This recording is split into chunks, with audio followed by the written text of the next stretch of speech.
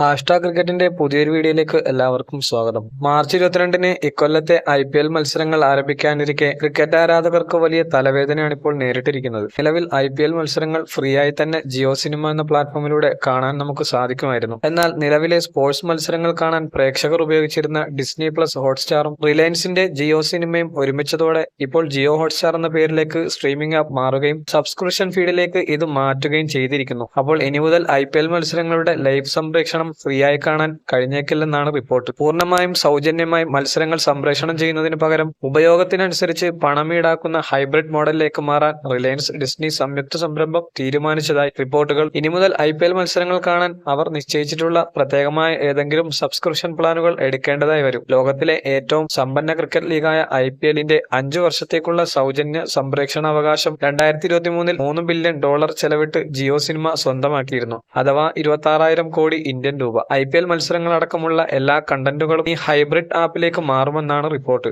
ആദ്യത്തെ കുറഞ്ഞ മിനിറ്റുകളിൽ മാത്രമായിരിക്കും സൗജന്യമായി നമുക്ക് IPL മത്സരങ്ങൾ കാണാൻ സാധിക്കുന്നത്. തുടർന്ന് മത്സരങ്ങൾ കാണണമെങ്കിൽ സബ്സ്ക്രിപ്ഷൻ പ്ലാൻ എടുക്കേണ്ടി വരും. 3 മാസത്തേക്ക് $149 മുതലുള്ള പ്ലാനുകളാണ് റിലയൻസ് ഒരുക്കുന്നതെന്നാണ് റിപ്പോർട്ട്. ഇതിൽ പരസ്യങ്ങൾ ഉൾപ്പെടുന്നതാണ്. ഇതിനു പുറമെ 3 മാസത്തേക്ക് പരസ്യമില്ലാതെ തന്നെ ആപ്പിന്റെ സേവനം ഉപയോഗിക്കാൻ $499 മറ്റൊരു പ്ലാനും ഉണ്ടാകും. ഇത് 4 ഡിവൈസ് വരെ ഉപയോഗിക്കാൻ സാധിക്കുമെന്നും റിപ്പോർട്ടിലുണ്ട്.